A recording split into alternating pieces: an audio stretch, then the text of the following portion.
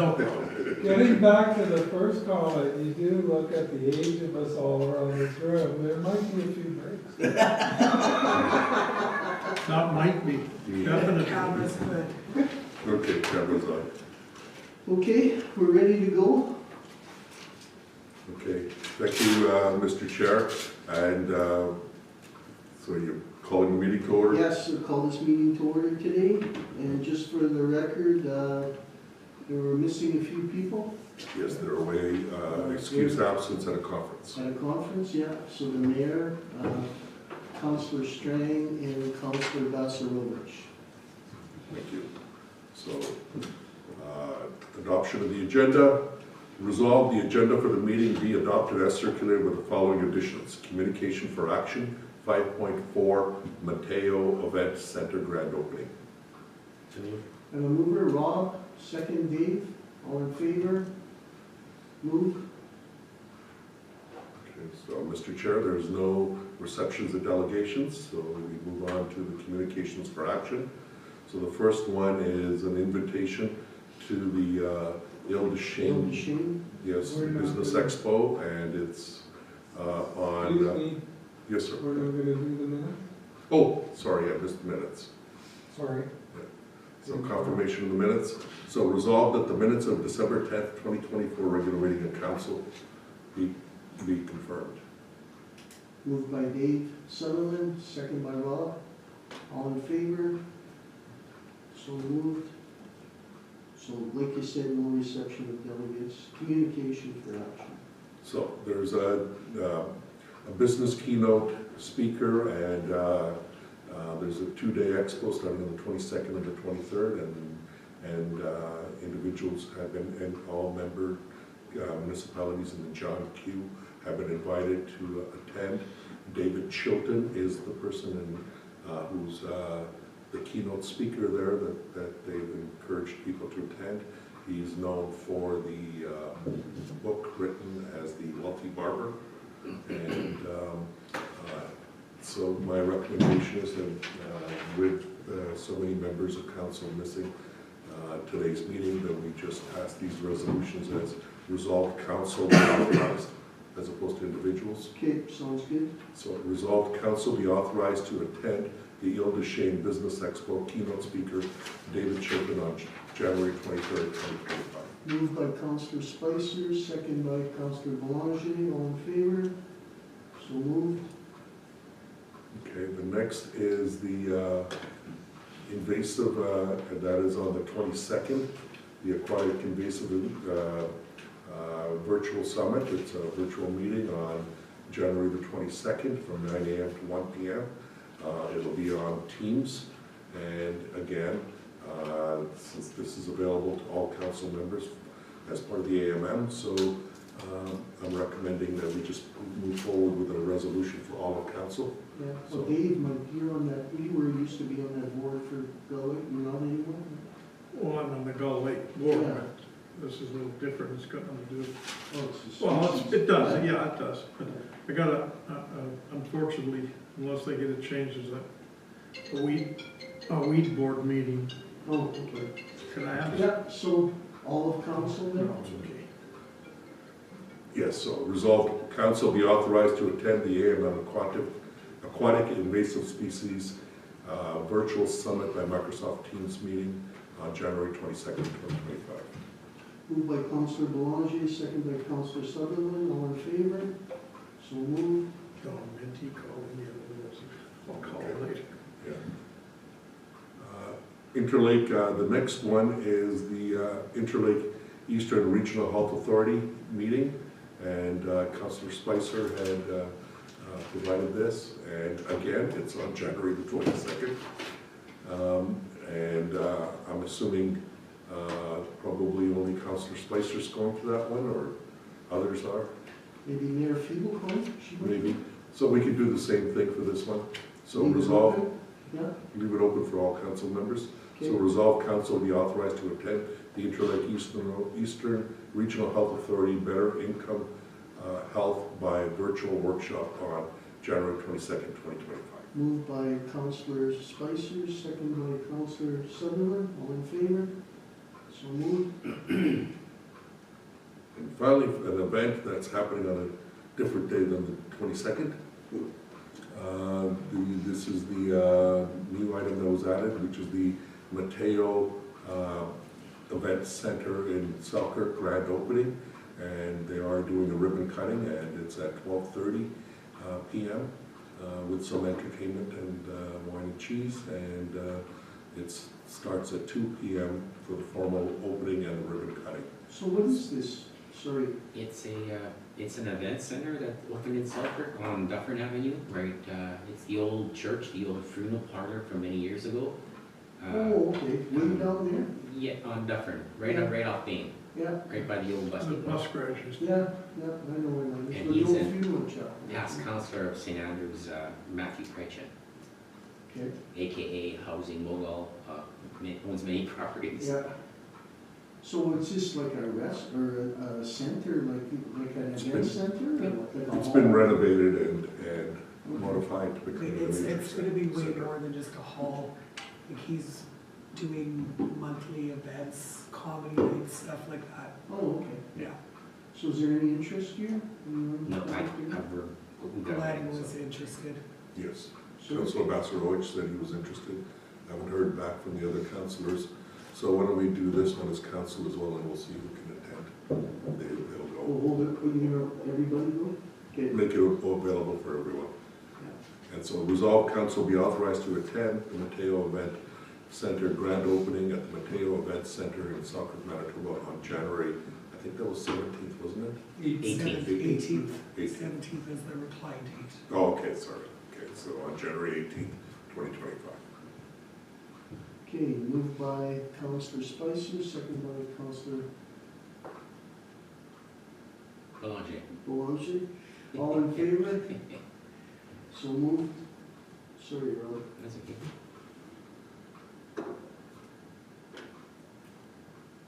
Okay, so moving on to new and other business, Mr. Chair. What we have is an amendment to a resolution.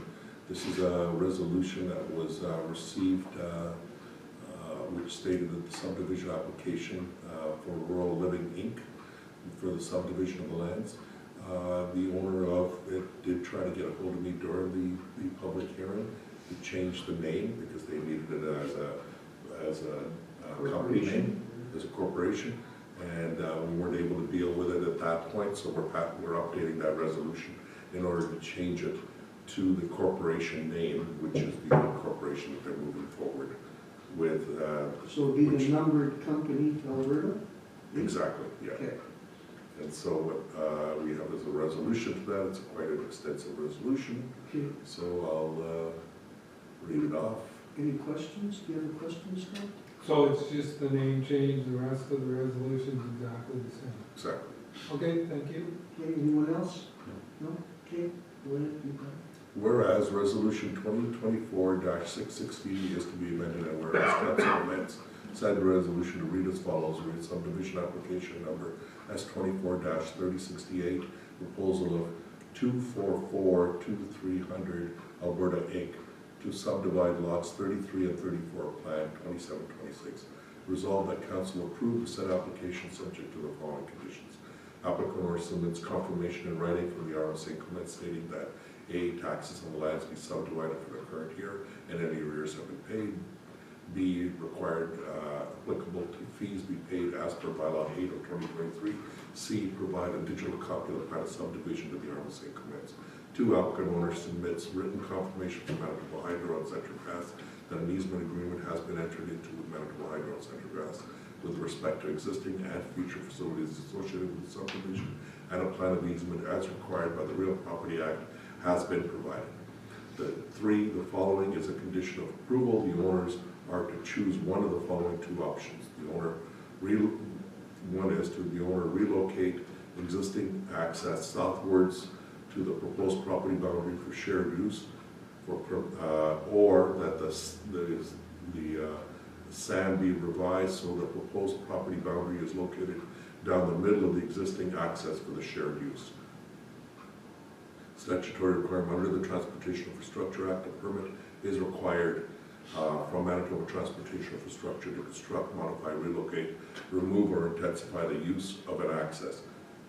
A permit is also required from Manitoba Infrastructure to construct, modify, or relocate a structure or sign as to the change of intensity of the use of an existing structure, including the alteration of existing building within 38.1 meters controlled area from the edge of the highway to the right of way.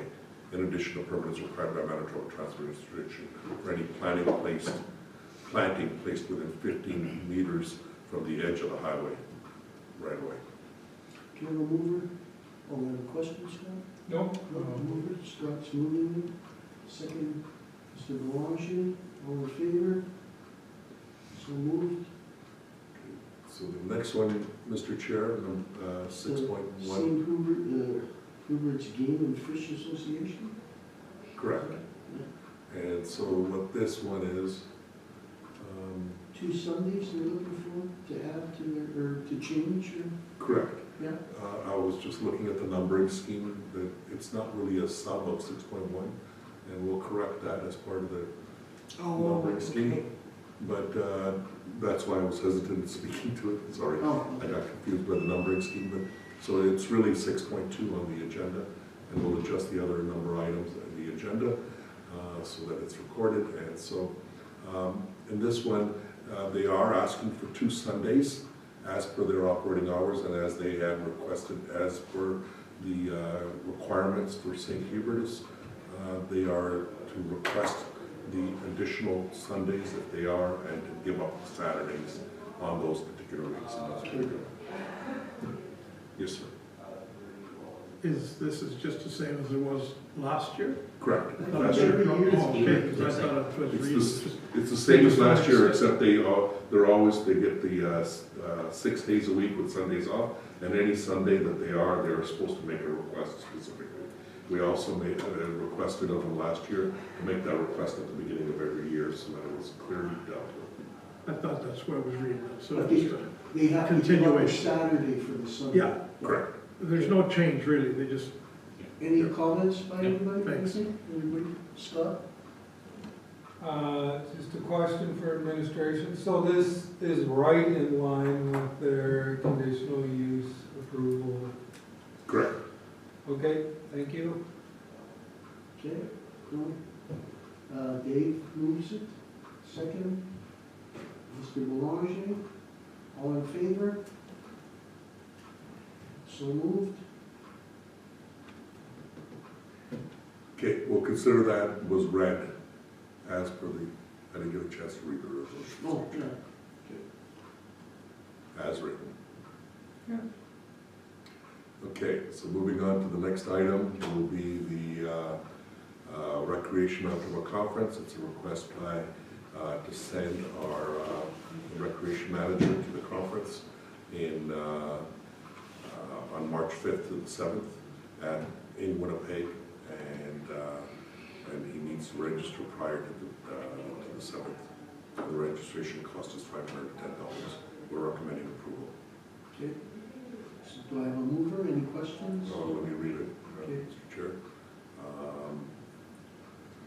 Resolve Brendan Collins be authorized to attend the 2025 Recreation Manitoba Connect Conference in Winnipeg on March 5th to the 7th, 2025. Moved by Councillor Sutherland, second by Councillor Spicer. Spicer. One quick question. Yeah. This will probably come to council at some point in time. I'll put it on the next meeting, yes. Yeah, okay, thank you. Okay, all in favor? So moved.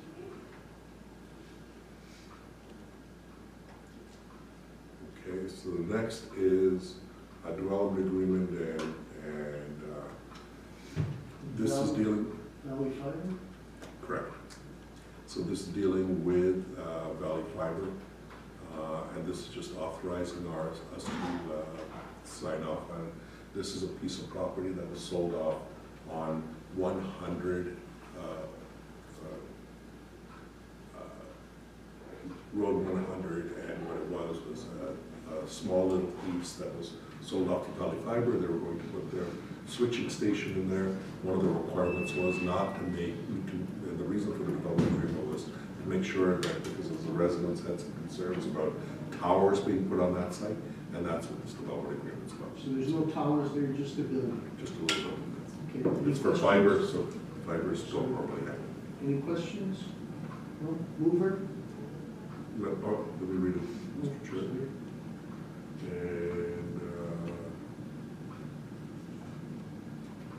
whereas subdivision file S23-3001 requires development agreement and restricted covenant agreement, and whereas the developer has signed the agreements as their confirmation of acceptance, therefore be it resolved that the development agreement and restricted covenant agreement dated December 19, 2024 between the Arma St. Clements and DIF Southern Manitoba Fiber LP Limited Partnership be accepted, and the mayor and CAO be authorized to sign the COC. Moved by Rob, second by Scott. All in favor? So moved. Okay. The next item, Mr. Chair, is the nominations for Physician Emeritus Award. So this is, what they're looking at is seeing if there's any retiring physicians or any physicians that have worked for a considerable time that may be leaving, to look at nominations for receiving an award. So doctors, any doctors like that? Exactly. It That had might to have be. made some significant, and the situation is they can be nominated by other co-workers, physicians, or community groups. And so as a community group, we've been asked, unless there was somebody specific that somebody had in mind, we were looking at just sending it as information. If there was something, we could always put something forward. Go ahead, Rob. Does the doctor have to live in our community, or can it be the region? It could be in the region. Okay, then I would like to recommend Dr. Dempsis. He's currently retired. He's a well-known physician in Selkirk over 45 years. Did a lot of philanthropy in Africa. Really generous with his after-hours work in the community. So that's who I'd like to recommend is Dr. Dempsis. Okay, so we can certainly put that forward. We'll make the resolution to push that forward. Okay, anyone else have anyone? I think it's DEMSIS. I Dempsis. think that's Yeah. what it is, yeah. And then maybe you could just, I think Debbie had mentioned her doctor too, Heather. So maybe if you just want to reach out to the other counselors, if they have anything or whatever, or we can pass this. We can pass this now, and then we can always pass that at the next meeting for Yeah. any additional doctors. Okay, So sounds good. resolve that Dr. Dempsis be nominated for the Physician Emeritus Award Moved at by the Rob, Interlake Eastern Regional Health moved Authority. by Rob, second by Dave. All in favor? So moved. Okay, thank you, sir. Now what we have is closed list of accounts.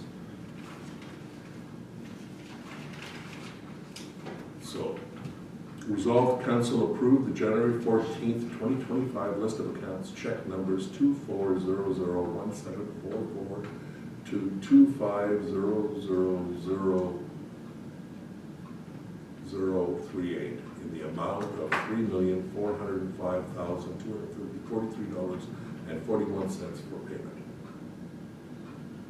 Any questions?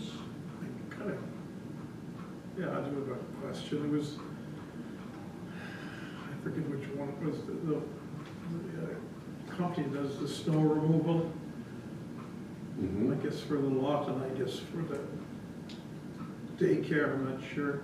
Yes, It was like a $4,000 bill. I don't know if I read it wrong, it was for 1 month, it didn't seem, or is that just something we paid them for the, With the do they amount of have snow a we have. contract for so many months, or I'm just kind of curious, that's all. I believe it was, Because it doesn't matter how much it snows, Oh, we yeah. pay so. we yes, pay so okay, much. the regular, yeah. but what do we pay, what was that 4,000 for? I'm just curious, that's all. it was for more than one I could month. certainly look into it, I think it'll be most likely more than 1 month. Okay, that's, Yeah, what I that's was, your concern, let me look into it, yeah. and then I can get back to you and answer.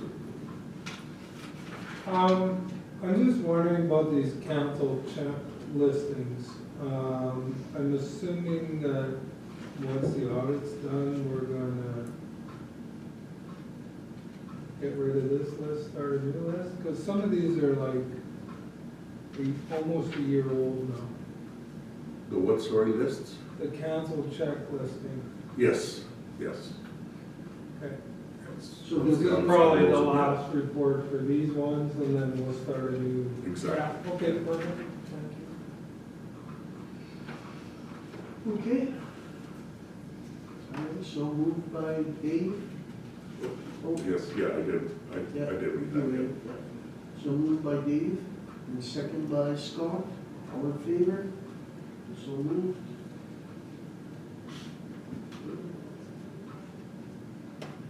We'll send you an email, Counselor, detailing those costs. Yeah, I just. Just for your I'm information, just it's curious, important, that's all. yeah. That's- Not saying there's anything wrong, I just,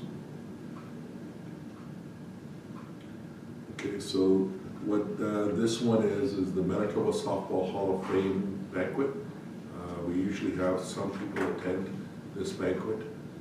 This year, they are, as in previous years, they have requested for donation or advertising or purchasing of tickets. So we have had council members sometimes attend this event. And so we are recommending buying 2 tickets. In addition, we do have somebody from East Selkirk who's being nominated at this event this year. Leanne Watts. Correct. Yeah. Questions? Yeah.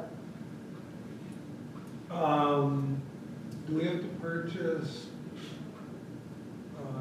tickets for the recipient and probably +1? Do you know the answer to that question? I don't know the answer to that question. I'm assuming that if you're being inducted, that they would have I'm covered assuming the ticket too, cost. but Yeah, we never know sometimes. if we do. So we might can want always to bring check it back. into that, Yeah. It's good. please and thank you. Okay, so if that's the case, then how are we gonna write the resolution? So if we do, we'll purchase the 2, and if required, we will. We'll bring the resolution back. It's not till May, so we'll do that later. Okay. So, whereas Manitoba Softball is holding its annual Hall of Fame induction on May 3rd, 2025 at the Victoria Inn and Conference Center in Winnipeg, Manitoba, and East Selkirk residents Leanne Woods is among the inductees.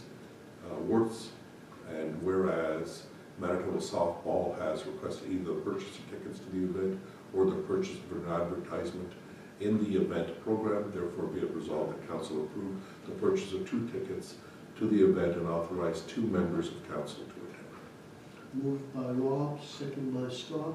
All in favor? So, Okay.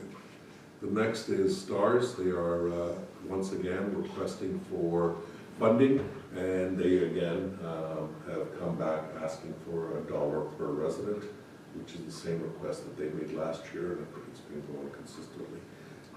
And council has consistently recommended this stay consistent with the $5,000 that we've been giving them as part of it. Not every community does give them, so we are one of the few communities that do. And so as part of this, we're recommending the same amount as for last year as this year, which is $5,000. so what is the total of our residents? Are we 11,000 something, or? yeah, like that. 11 something, so let's just say if we were 12,000, could we give half then, or for, you know what I mean, that's 50%. I mean, STARS does wonderful work, I think, they're just amazing. You hear about them more and more all the time, you know? I know we can't afford to do the whole thing, it's whatever, but, yeah, go ahead, Dave, sorry. If you're not, I'm just, I'm sorry? are you done? I didn't want to. Yeah, go ahead. Yeah. I would like to bump it up to 6,000. Certainly. What do you I know they do a great service to not just our community, all over the place, so. I guess we gotta stay within budget too. I mean, if we're asking for another $1,000 here, we're taking it on someplace else. Scott, what do you think? Well, I think, just looking back, if I remember correctly, we were in the $3,500 range and we bumped it to 5, but that was probably, do we have any idea when we bumped it to 5? I'm only going on memory at this point. I think it was probably around 21 maybe. I'm thinking 2 council, 2 years. This would be the third one, I'm thinking. So I wouldn't, just because of costs of operations, 6,000 would be fine. Rob, go ahead. I don't have a problem with it. It's always not, I'm not gonna use the word frustrating, but it's always hard when you have a provincially run emergency service program. Underfunded.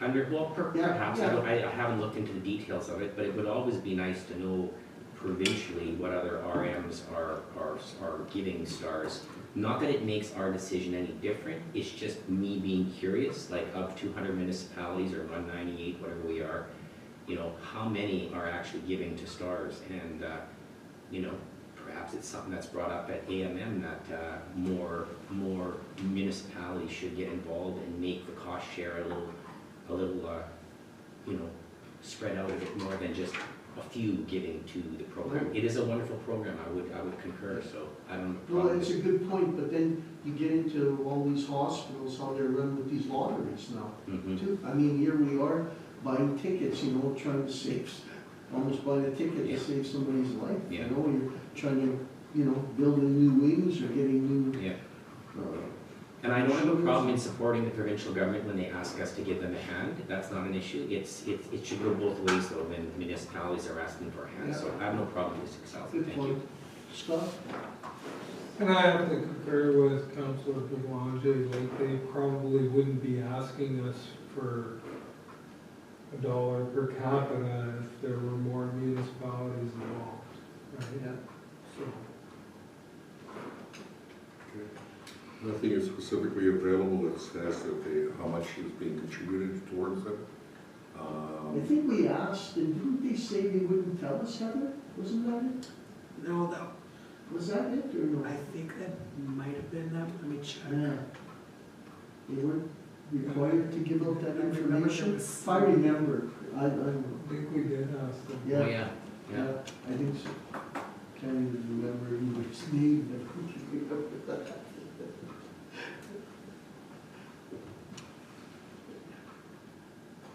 I think we did ask for that before, and we never got anything back. So, what do you want to do? Keep it at 5 or move it to 6? I think we agreed on 6. Yeah, we're okay with that? That's fine. I'm sure okay with it. So, whereas Council of the Rome Municipality of St. Clements wishes to recognize STARS Shock Trauma Air Rescue Service as an essential service to the municipality. Therefore, resolved, Council approves an operating grant in 2025 fiscal year as follows. STARS Shock Trauma Air Rescue Service, $6,000. You a mover? Moved by Scott, second by Rob, all in favor? So moved. Okay, the next item is request for advertising and easement tourism. Tourism guide, Eastern Tourism Guide, and it's for, to cover the advertising costs, and they've offered various page size advertising, and going for $250 all the way up to $2,400. We're recommending purchasing a 1/8 page advertising ad, like we have in the past, for $250. Okay. Any questions? by Mover, moved by Councillor Sutherland, second by Scott, all in favor? So moved. Okay, so the next is Mr. Chair, bylaws. So what we have is prepayment of taxes. This is the second reading of the bylaw for the prepayment of taxes. And so, as you may recall, we received this first reading in December, and then what we're coming for is the second and third reading today. So what I did is provide an overview and a rationale as to why we're recommending this. And the overview and rationale are that basically the original bylaw, which was created in 2007, it allowed for discounting a tax prepayment.